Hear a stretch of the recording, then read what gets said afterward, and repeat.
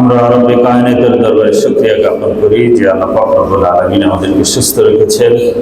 আজকে 10ই মুহররম আশুরার দিনে, জুমার দিনে আমাদেরকে মসজিদে আল্লাহ উপস্থিত করেছেন। দিল থেকে পড়ি আলহামদুলিল্লাহ। মুআজ্জিজ হাজিরিন কিরাম, মুহররমের 10 তারিখ, এই 10 তারিখকে বলা হয় আশুরা। এই দিনটি পৃথিবীর শুরু থেকে অত্যন্ত ঘটনাবহুল, অত্যন্ত ঐতিহাসিক, অনেক চড়াই উতরাইয়ের সাক্ষী এই দিন সম্পর্কে বহু ঘটনা বর্ণিত আছে। এবং এই দিনের বড় একটা ট্র্যাজেডি যে এই দিনে হুসাইন রাদিয়াল্লাহু তাআলা আনহু, নবী করিম সাল্লাল্লাহু আলাইহি ওয়াসাল্লামের দৌহিত্র, তার কলিজার টুকরা, তারই উম্মতের হাতে তার ইন্তেকালের মাত্র 50 বছর পরে শাহাদাত বরণ করেছেন। আমরা যদি শুরু থেকে ইতিহাস এই মুহররম সম্পর্কে জানি, জ্ঞানের সূত্রগুলো বিভিন্ন দিকের আছে। কিছু আমরা কোরআন থেকে পাই, কিছু জ্ঞান আমরা হাদিস থেকে পাই, আবার কিছু ঐতিহাসিক সূত্র থেকে পাই, আবার কিছু জ্ঞান গবেষণালব্ধ, যেগুলো বিজ্ঞান গবেষণার মাধ্যমে আমাদেরকে সরবরাহ করে। এই জ্ঞান সরবরাহের, জ্ঞান আহরণের যত সূত্রই আছে, নির্ভেজাল, নির্ভুল এবং অথেন্টিক সূত্র হলো কোরআন এবং হাদিস। কোরআন এবং হাদিস থেকে যে তথ্যগুলো আমরা পাই, সেখানে সন্দেহ নেই নির্ভুল তথ্য। কারণ কোরআন এমন এক কিতাব যিনি এই কুল কায়নাতের মালিকের পক্ষ থেকে এসেছে। তিনি শুরুতেই চ্যালেঞ্জ করেছেন, লা রাইবা ফি, এর মধ্যে কোনো সন্দেহ নেই, তোমরা পারলেই কোরআনের মতো এনে দেখাও। আর নবী করিম সাল্লাল্লাহু আলাইহি ওয়াসাল্লামের বাণীও নির্ভুল। তার বাণী যে নির্ভুল, এটা কোরআন নিজেই বলে দিয়েছে। কোরআন বলেছে, ওমা ইয়ান্তিকু আনিল হাওয়া, তিনি মনের খায়েশাত থেকে কোনো কথা বলেন না। ইন হুয়া ইল্লা ওয়াহয়ু ইউহা, যদি আল্লাহর পক্ষ থেকে প্রত্যাদেশ বা ওহী তিনি না পান। অতএব আল্লাহর কথাও নির্ভুল, নবীর কথাও নির্ভুল। কিন্তু তাছাড়া ঐতিহাসিকভাবে যেই তথ্যসূত্রগুলো আমাদের কাছে আসে, সেগুলোর ব্যাপারে আমাদের অবস্থান হলো লা নুসাদ্দিকুহু ওয়া লা নুকাজ্জিবুহু, আমরা সেটা প্রত্যাখ্যানও করি না, আবার সেটা নিঃসংকোচে গ্রহণও করতে পারি না। এটা ওই ক্ষেত্রে যেগুলোর ক্ষেত্রে কোরআন এবং হাদিসে, যেগুলোর ক্ষেত্রে বৈপরীত্য নেই, বিরোধ নেই। কিন্তু ঐতিহাসিক যে সূত্রগুলো কোরআন এবং হাদিসের মূল নীতির বিরোধী, সেগুলো আমরা চোখ বন্ধ করে বলে দিতে পারি যে এগুলো সত্য নয়, এগুলো মিথ্যা। কারণ আমাদের কাছে জ্ঞান এবং সত্যের মাপকাঠি হলো কোরআন এবং হাদিস। তারাকতু ফীকুম আমরাইন লান তাদিল্লু মা তামাসসাকতুম বিহিমা, কিতাবুল্লাহি ওয়া সুন্নাত রাসূলিহি। আল্লাহর কিতাব এবং রাসূলের সুন্নাত, এই দুটো জিনিস হলো হেদায়েতের মানদণ্ড, সত্যের মানদণ্ড, এবং সকল কিছু পরখ করার, যাচাই করার, গ্রহণ করার মানদণ্ড হলো এই দুই জিনিস, কোরআন এবং হাদিস। অতএব কোরআন এবং হাদিস থেকে এই মুহররম সম্পর্কে যেই সূত্রগুলো আমরা পাই, সেগুলো আলোচনা করব। প্রাসঙ্গিক কর্মে ঐতিহাসিক দুইটা আমরা আলোচনা করতে পারি, কিন্তু সেই ব্যাপারে আমরা নিশ্চয়তা দিতে পারি না।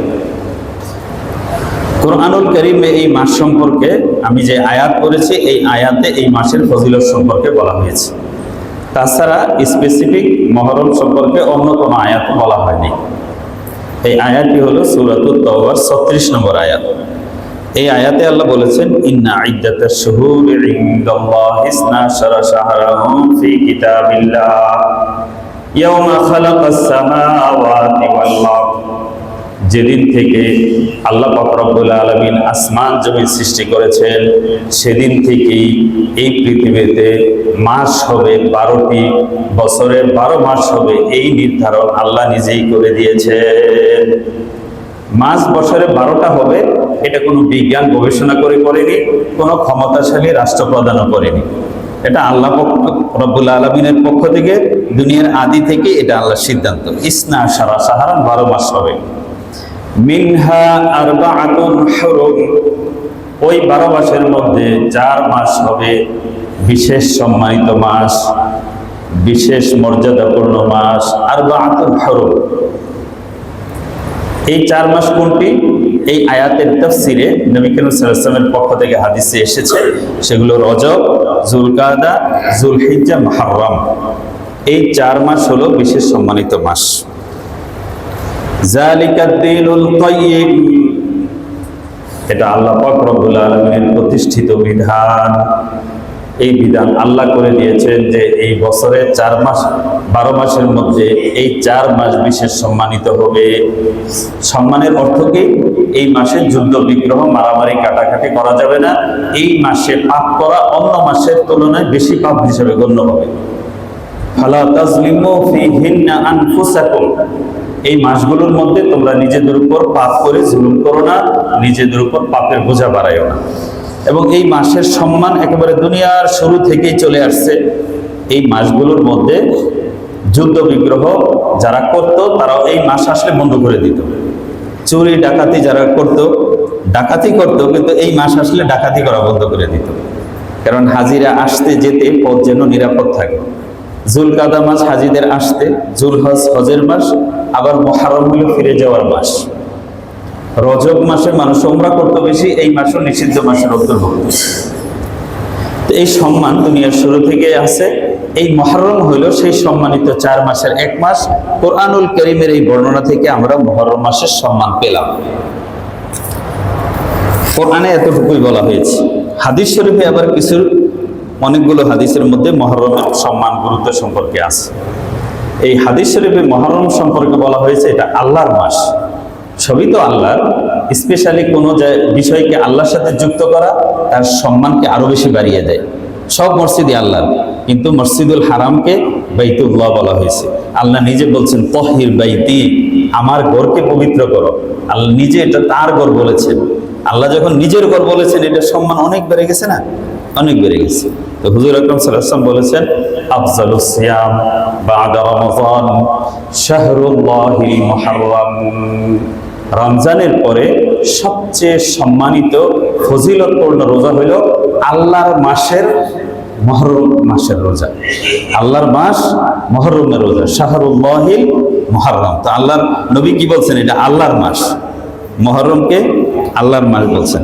হাদিস শরীফে আছে যে ইয়াউম আশুরা তাসুমুহুল আম্বিয়া, মুহররম আশুরার দিন এমন একটা দিন, এই দিন সমস্ত নবীরা রোজা রাখতেন। তাসুমুল আম্বিয়া ফাসুমুহু আনতুম, তোমরাও এই দিনে রোজা রাখো। সব নবীরা রোজা রাখে। তাহলে বোঝা গেল আমাদের নবীর যুগে না, এটা কারবালার ঘটনার কারণে না, বরং সেই আদম আলাইহিস সালাম থেকে নিয়ে 10ই মুহররম আশুরার মর্যাদা। মুসান্নাফ ইবনে আবি শাইবার মধ্যে এই হাদিসটি উল্লেখ আছে। মুসান্নাফ ইবনে আবি শাইবার 9446 নম্বরে এই হাদিসটি উদ্ধৃত আছে। এবং বুখারী শরীফের ব্যাখ্যা গ্রন্থ উমদাতুল কারীর মধ্যে আল্লামা বদরুদ্দীন আইনি রাহমাতুল্লাহি আলাইহি মুসান্নাফ ইবনে আবি শাইবার রেফারেন্সে সূত্রে এই হাদিসটি উল্লেখ করেছেন যে ইয়াউম আশুরা তাসুমুহুল আম্বিয়া, আশুরার দিন সমস্ত নবীরা রোজা রাখতেন। ফাসুমুহু আনতুম, আমার সাহাবীরা তোমরাও এই দিনে রোজা রাখো। আম্মা জান আয়েশা রাদিয়াল্লাহু তাআলা আনহা থেকে বর্ণিত আছে যে এই যে আশুরার দিন, এই আশুরার দিনে জাহিলিয়াতের জামানায় মক্কার কুরাইশরা যারা পৌত্তলিক ছিল তারাও এই আশুরার দিন রোজা রাখত।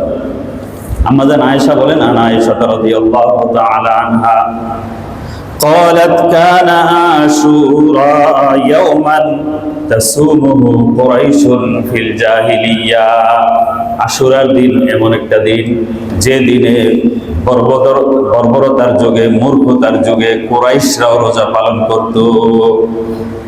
فصامه النبي صلى الله عليه وسلم وكان النبي صلى الله عليه وسلم يصومه, নবী করিম সাল্লাল্লাহু আলাইহি ওয়াসাল্লাম মক্কি জিন্দেগিতে আশুরা রোজা পালন করতেন, কিন্তু সাহাবে কেরামকে পালন করার নির্দেশ দিতেন না, নিজেই পালন করতেন।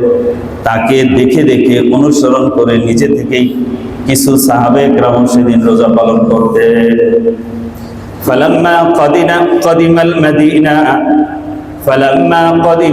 মাদিনা সামাহু ওয়া আমারা বিসিয়ামিহি, নবী করিম সাল্লাল্লাহু আলাইহি ওয়াসাল্লাম যখন মদিনায় আসলেন তখন নবী করিম সাল্লাল্লাহু আলাইহি ওয়াসাল্লাম নিজেও রোজা পালন করতেন, আবার সাহাবে একরামকেও মদিনায় আসার পরে রোজা পালন করার নির্দেশ দিলেন। এর আগে নির্দেশ দেন নাই, মদিনায় আসার পরে সাহাবীদেরকেও নির্দেশ দিলেন তোমরাও রোজা পালন করো। মদিনায় যখন এসেছেন প্রথম হিজরি সনে রমজানের রোজা ফরজ হয়নি, সেই বছর আশুরার রোজাই ফরজ হিসাবে সাহাবা একরাম পালন করেছেন। দ্বিতীয় হিজরিতে রমজানের রোজা ফরজ হয়। এই ফরজ হওয়ার পরে হাদিস শরীফে এসেছে ফালাম্মা নাযালা রমাযান কানা মান শাআ সামাহু ওয়া মান শাআ লা ইয়াসুমুহু। যখন দ্বিতীয় হিজরিতে রমজানের রোজা নাজিল হলো, তখন রমজানের রোজা নাজিল হওয়ার পরে আশুরার রোজাকে বলে দেওয়া হয়েছে যে চায় রাখতে পারো, যে চায় নাও রাখতে পারো। কারণ ফারজিয়াত উঠিয়ে দিয়ে এটাকে নফলের দরজা দেওয়া হয়েছে, নফলের মান দেওয়া হয়েছে। আগে ছিল ফরজ রাখতেই হবে, রমজানের ফরজিয়ত নাজিল হওয়ার পরে ইসলাম বলছেন কানা মান শাআ সামাহু ওয়া মান শাআ লা ইয়াসুমুহু, যে চায় রাখতে পারে, যে চায় নাও রাখতে পারে। কিন্তু যেহেতু এটা এক সময় ফরজ ছিল, এই রোজার মান, এই রোজার গুরুত্ব সমস্ত নফলের চেয়ে উপরে, সমস্ত নফলের চেয়ে উপরে।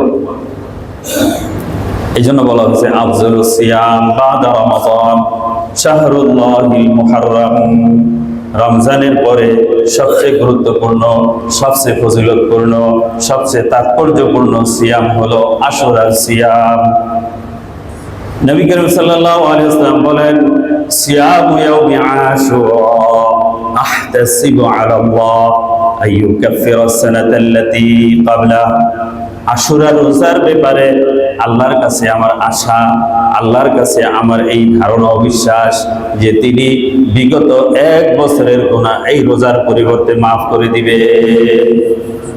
1 বছরের গুনাহ বিশাল ব্যাপার, বিশাল ব্যাপার। গুনাহ এমন একটা জিনিস যে গুনার কারণে আমরা দুনিয়ার মধ্যে যত রকমের পেরেশানির মধ্যে থাকি, শারীরিক অসুবিধা বলেন, মানসিক পেরেশানি বলেন, আদার্স যত কিছু পেরেশানি আসে মানুষের গুনার কারণে আসে। জহরাল ফাসাদু ফিল বাররি ওয়াল বাহরি বিমা কাসাবাত আইদিন নাস। জলে স্থলে যা বিপর্যয় আমাদের গুনার কারণে। আমরা যদি গুনাহমুক্ত থাকতে পারি তাহলে আমরা সর্বদিক থেকে ভালো থাকতে পারবো। তো এটা এমন একদিনের একটু কষ্ট, 1 বছরের গুনাহ মাফ হয়ে যাবে, 1 বছরের ভুল ত্রুটি আল্লাহ মাফ করে দিবেন, এটা কত বড় ব্যাপার। তবে নবী করিম সাল্লাল্লাহু আলাইহি ওয়াসাল্লাম বলেছে সুমু আশুরা ওয়া খালিফু ফিহিল ইয়াহুদ। তোমরা আশুরা রোজা রাখো, ইহুদিদের বিপরীত খেলাফ করে রাখো। ইহুদিরা 1 দিন রাখে, তোমরা 2 দিন রাখো। সুমু ক্বাবলাহু ইয়াওমান আও বা'দাহু ইয়াওমান, তার আগে একটা রোজা রাখো, পরে একটা রোজা রাখো। তাহলে ইহুদিদের মতো একটা হলো না। নবী করিম সাল্লাল্লাহু আলাইহি ওয়াসাল্লাম সর্বদিক থেকে এই উম্মতকে কুফর থেকে, শিরিক থেকে, গোমরাহ পথভ্রষ্ট এবং অভিশপ্ত দল থেকে আলাদা আলাদা করে, একটু একটু করে আলাদা করে একটা স্বতন্ত্র পরিচয়, আলাদা একটা আইডেন্টিটি, আলাদা একটা মর্যাদার আসন মুসলমানদেরকে দিয়েছেন। যে মুসলমান যেন কোনো অমুসলমানের সাদৃশ্যে কোনো দিক থেকে না থাকে, না পোশাকে, না কথাবার্তায়, না সামাজিক লেনদেনে, না বিবাহ শাদীতে, না আমলে ইবাদতে। সর্বদিক থেকে যেন অমুসলমান থেকে তাদের আলাদা একটা পরিচয় থাকে যে এরা আল্লাহর দল, এরা তৌহিদবাদী, আর বাকিগুলো পথভ্রষ্ট, গোমরাহ দল, মুশরিক। এদের সাথে এদের মিল হবে না, এদের সাথে এদের সাদৃশ্য হবে না। এই একটা আলাদা পরিচয় মুসলমানদেরকে নবী করিম সাল্লাল্লাহু আলাইহি ওয়াসাল্লাম সর্বক্ষেত্রে দিয়ে গেছেন। কিন্তু মুসলমানদের সেই স্বাতন্ত্র্য বোধ, মর্যাদার আসনকে ভুলে গিয়ে মুসলমান অমুসলমানের সাথে মিশে গেছে। তাদের কৃষ্টি কালচার অনুসরণ করে, অমুসলমানদের মতো জার্সি পরে, তাদের মতো চুল কাটে, তাদের মতো কৃষ্টি কালচার অবলম্বন করে। এটার মধ্যেই তাদের কামিয়াবি, সফলতা, আভিজাত্য, বরত্ব হিসাবে মুসলমান মনে করে। অথচ যেই নবী উম্মতের মুক্তির জন্য শুধু দুনিয়াতে কাঁদেন নাই, পরকালেও কাঁদবেন, কবরেও তিনি উম্মতের জন্য দোয়া করতেছেন। এবং যেই নবী কিয়ামতের ময়দানে মিজানের পাল্লায় একবার দৌড় দিবেন, একবার হাউজে কাউসারের কাছে যাবেন, উম্মতের মুক্তির জন্য চেষ্টা করবেন। সমস্ত নবীরা একটা স্পেশাল দোয়া আল্লাহর কাছ থেকে পেয়েছে, যেই দোয়াটা দুনিয়াতেই তারা ব্যবহার করছে। হুজুর সাল্লাল্লাহু আলাইহি ওয়াসাল্লাম বলেন আনাফতারতু দাওয়াতি শাফাআতাল লিউম্মতি ইয়াউমাল কিয়ামা। আমি আমার এই বিশেষ দোয়াটা রেখে দিয়েছি, আমি এটা দুনিয়াতে ইউজ করি নাই। কাল কিয়ামতের ময়দানে কঠিন সময়ে আমার গুনাহগার উম্মতদেরকে মাফ করানোর জন্য ওই স্পেশাল ক্ষমতাটা আমি ব্যবহার করব। সুবহানাল্লাহ। তায়েফে যেদিন তিনি মায়ের খেয়েছেন, চতুর্দিক থেকে বৃষ্টির মতো পাথর আসতেছে, শরীরের রক্ত ঝরতে ঝরতে জুতা ভরে গেছে, পায়ের সাথে জুতা আটকে গেছে। উহুদের ময়দানে চতুর্দিক থেকে আঘাত এসেছে, হুজুর সাল্লাল্লাহু আলাইহি ওয়াসাল্লামের দাঁত ভেঙে গেছে, ঠোঁট কেটে গেছে, কপাল কেটে গেছে। এরকম কঠিন কঠিন সিচুয়েশনে এই দোয়াটা ইউজ করেননি। হিজরতের রাতে একা পলায়ন করতে হচ্ছে, 100 যুবক তরবারি নিয়ে নবীর সাল্লাল্লাহু আলাইহি ওয়াসাল্লামের বাড়ি ঘেরাও করছে, মেরে ফেলবে। সেদিনও তিনি সেই দোয়াটা ইউজ করেন নাই। 3 বছর শিয়াবে আবি তালেবে বন্দি জীবন যাপন করছেন, না খেতে পেয়ে সাহাবে কেরামের পায়খানা বকরির পায়খানার মতো হয়ে গেছিল। রাস্তার মধ্যে থেকে কুড়াইয়া চামড়া পেলে ওইটা ভিজেই চাবাই খাইত। এমন কঠিন দুঃসময়েও নবী করিম সাল্লাল্লাহু আলাইহি ওয়াসাল্লাম তার সেই স্পেশাল দোয়াটা ইউজ না করে হুজুর সাল্লাল্লাহু আলাইহি ওয়াসাল্লাম বলেন, আনাখতারতু দাওয়াতি শাফাআতাল লি উম্মতি ইয়াউমাল কিয়ামা, আমার গুনাহগার উম্মতদের মাফ করানোর জন্য আমি এটা রেখে দিলাম কিয়ামতের ময়দানে। সেই নবীর অনুসরণ আমাদের কাছে ভালো লাগে না। যার পরিচয় না জানলে সে কবরেও মুক্তি পাবে না। কবরে আল্লাহর পরিচয়, দ্বীনের পরিচয় জিজ্ঞেস করার পরে কি বলবে? ওমান হাজার রাজুল, তিনি কে? এই লোকটাকে না চিনলে কবরেও মুক্তি নাই। সেই নবীকে আমাদের ভালো লাগে না, সেই নবীর অনুসরণ আমাদের পছন্দ হয় না। আমরা অমুসলমানের পরিচয় পরিচিত হতে, তাদের মতো পোশাক পরতে, তাদের মতো নাম রাখতে, তাদের মতো বিবাহ শাদী করতে, তাদের মতো ঘর বানাতে, তাদের মতো চালচলন করতে, এটা আমাদের মন চায়, এটা ভালো লাগে। যার সুপারিশ ছাড়া কোনো নবী ওলি জান্নাতে যেতে পারবে না, কোনো উম্মত যার সুপারিশ ছাড়া জান্নাতে যেতে পারবে না, সেই নবীর সুন্নাত ভালো লাগে না। হুজুর বলেছেন, মান তাশাব্বাহা বিকাউমিন ফাহুয়া মিনহুম, যে যার অনুসরণ করবে সে তার দলেরই অন্তর্ভুক্ত হবে, তার সাথেই তার হাসর হবে। আর আমার উম্মত কারা? যারা আমার সুন্নাতকে অনুসরণ করবে। কুল্লু উম্মতি ইয়াদখুলুনাল জান্নাহ ইল্লা মান আবা, নবী করিম সাল্লাল্লাহু আলাইহি ওয়াসাল্লাম বলেন, আমার সব উম্মত জান্নাতে যাবে, যারা অস্বীকার করেছে তারা ছাড়া। কিলা ওয়া মান আবা ইয়া রাসূলুল্লাহ, সাহাবায়ে কেরাম বললেন, হে আল্লাহর রাসূল, অস্বীকারী কারা? হুজুর সাল্লাল্লাহু আলাইহি ওয়াসাল্লাম বলেন, মান আতাআনি দাখালাল জান্নাহ ওয়া মান আসানি ফাকাদ আবা, যারা আমার অনুসরণ করেছে তারা জান্নাতে যাবে, যারা আমার অনুসরণ থেকে বিমুখ ছিল তারাই অস্বীকারী, তারা জাহান্নামে যাবে। তু গুজাও সুন্নতে আহমদ গুজা বা মুহাম্মদ কই বহুত নিসবত তরা, কব তক তু জিয়ে जाएगा गैरों के सहारे, कब तक तू जिए जाएगा गैरों के सहारे, अब जरा खोल के देख कुरआन के पारे। কতদিন তুমি আর অমুসলমান অনুসরণ করে, তুমি গায়রুল্লাহর অনুসরণ করে তোমার জীবন যাপন করবে? তুমি তোমার কোরআন খুলে দেখো, তোমার কি ঐতিহ্য, তোমার কি সম্মান, তোমার কি মর্যাদা। তুমি বীরের জাতি, তুমি ছাগলের সাথে মিশে ছাগল হয়ে বসে আছো। তো বলতেছিলাম যে নবী করিম সাল্লাল্লাহু আলাইহি ওয়াসাল্লাম উম্মতকে একটা আলাদা পরিচয় তুলে ধরেছেন। আশুরার রোজা রাখবে, কিন্তু আশুরার রোজার সাথে ইহুদি এবং খ্রিস্টানদের রোজার সাথে কেন মিল হবে? সাহাবায়ে কেরাম এসে বললেন যে হাযা ইয়াউমুন ইউআযযিমুহুল ইয়াহুদ ওয়ান নাসারা, হুজুর আমরা আশুরার রোজা রাখি, এই দিন তো ইহুদিরাও রাখে, খ্রিস্টানরাও এই দিনের সম্মান করে, তারাও রাখে। হুজুর সাহেব বলেন, লা আসুমান্নাত তাসিন, আমি যদি আগামী বছর বেঁচে থাকি আমি 9 তারিখেও রোজা রাখবো। এজন্য আব্দুল হক মুহাদ্দিস দেলভী রহমতুল্লাহি আলাইহি লুমআতুত তানকিহ কিতাবের মধ্যে উনি উল্লেখ করেছেন যে আশুরার রোজা রাখার 3টা তরিকা, একটি জায়েজ, একটি উত্তম, একটি হলো অতি উত্তম। জায়েজ কি? শুধু 10 তারিখে রোজা রাখা, এটা জায়েজ, তবে মাকরুহ তানজিহি। কেন তানজিহ? যেহেতু হুজুর সাল্লাল্লাহু আলাইহি ওয়াসাল্লাম আরেকদিন ওর মিলিয়ে রাখতে বলেছেন, নবী শুধু একদিনকে অপছন্দ করেছেন। নবীর অপছন্দকে মূল্যায়ন করতে যে এই একদিনের রোজাকে মান দেওয়া হয়েছে, যেটা জায়েজ হবে, তবে মাকরুহ তানজিহি হবে। নবী সাহাবায়ে কেরাম যেহেতু আগে রেখেছেন 10 তারিখে, এই জন্য এটা জায়েজ। আবার যেহেতু নবী শুধু একদিন এটা অপছন্দ করেছেন, এটা এই জন্য মাকরুহ তানজিহি, শুধু 10 তারিখ রাখা। আর 9-10 মিলিয়ে রাখা, এটা হলো উত্তম, 9-10। আর অতি উত্তম কোনটা? 9-10-11 3 দিন রাখতে পারলে। যেহেতু সুমু ক্বাবলাহু ইয়াওমান আও বা'দাহু ইয়াওমান, নবী বলেছেন আগে একদিন রাখো অথবা পরে একদিন রাখো। এই অথবা বাদ দিয়ে যদি আগে আর পরে 2টা রাখে তাহলে সেটা অতি উত্তম হয়। তাহলে আমরা যারা কালকে রেখেছি, আজকেও রেখেছি, আলহামদুলিল্লাহ আমরা উত্তম কাজ করেছি। সম্ভব হলে যদি আগামীকাল রাখতে পারি তাহলে অতি উত্তম আমল হয়ে যাবে। আল্লাহ তৌফিক দেন, বলেন আমিন।